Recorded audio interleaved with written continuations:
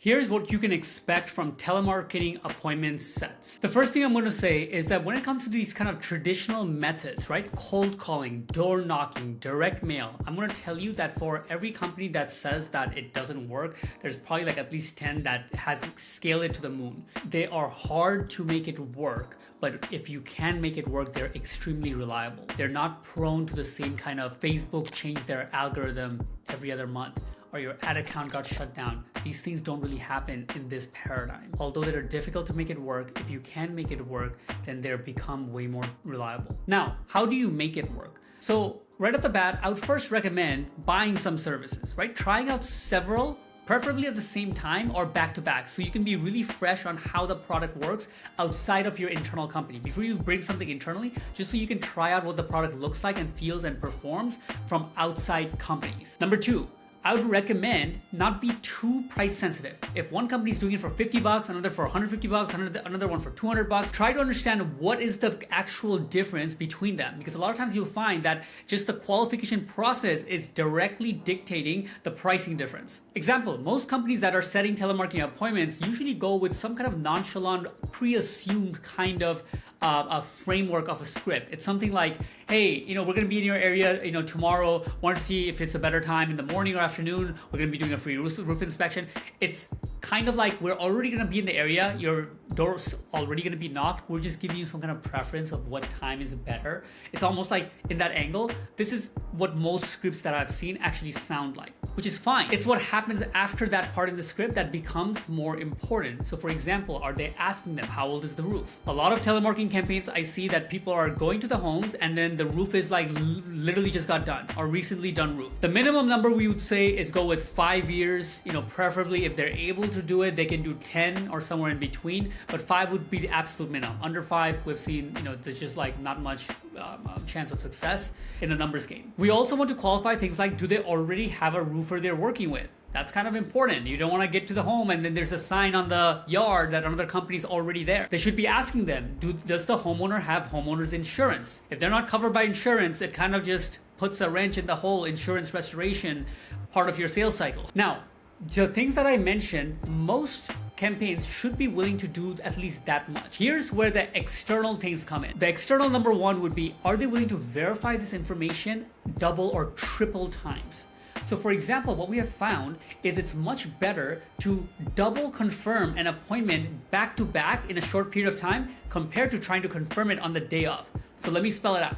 For example, if somebody calls and sets an appointment with the homeowner, if somebody calls them in the next hour or so, and they're more like a manager, hey Sally, you spoke to Bob like in the last hour, we got you down for an inspection tomorrow at 2 p.m. That's still good for you? Okay, cool. And you're the homeowner? Yes, okay. And you're both gonna be there? Okay, yes. And you have homeowner's insurance? And they just like confirm those things. A lot of times, like 8 out of 10 of those people, they just set the appointment like an hour ago, they're still fine with it and they'll go confirm it.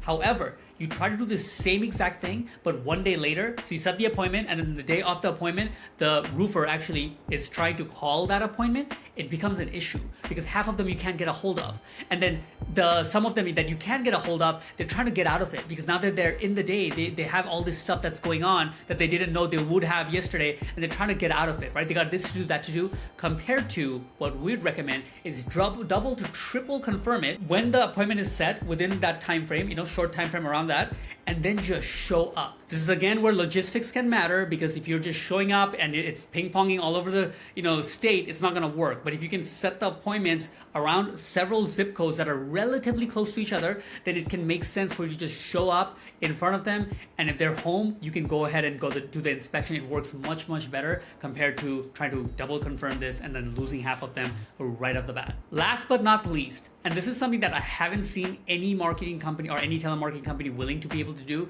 but when somebody's going to be able to do this, it's going to make a huge difference, is if they can confirm some kind of damage that the homeowner has. Obviously, this is a numbers game. This is why companies don't do this, because if they were to hard confirm this on every call, out of 10 appointments, they would probably not be able to set actually like 7 or 8 of them. So logistically, it probably doesn't make sense. The cost per appointment is going to be so high that most people don't go that route. If it's in a market where they can find out that got hit hard and they don't have to do a hard qualification like homeowner, do you have a damaged roof? Instead of being like that, but it can be like, hey, was there hard winds? We noticed that there was like a hailstorm not too long ago. Did you notice anything? And the homeowner says, yes, there were some loud noises at night. I was having a bad dream. Anyways, that was a joke, but whatever. They said, yeah, there were some hard winds or whatever it is. We felt some things hitting our roof.